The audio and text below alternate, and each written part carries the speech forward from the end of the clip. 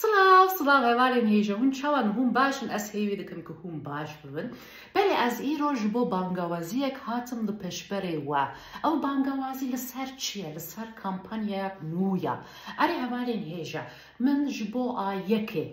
کامپانیەک نو ئامادە کرد ئێvên ku dixwazin tevlek dersê me yê Kurdî bibin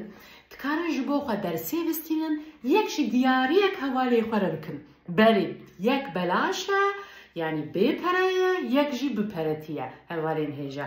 yek ji bo jina xwe ya di ji bo mêrê xwe tu dikarî diyarî bikî ji bo diya xwe tu dikarî diyarî bikî ji bo evîndarê xwe yan evîndara xwe tu dikarî diyarî bikî kî bixwaze çi bixwaze ji bo dostê xwe ji bo rêhevalê xwe tu dikarî diyariyek bikî diyariyek dersên Kurdî bikî hevalên hêja belê ev kampanya tenê hefteyek berdevam bike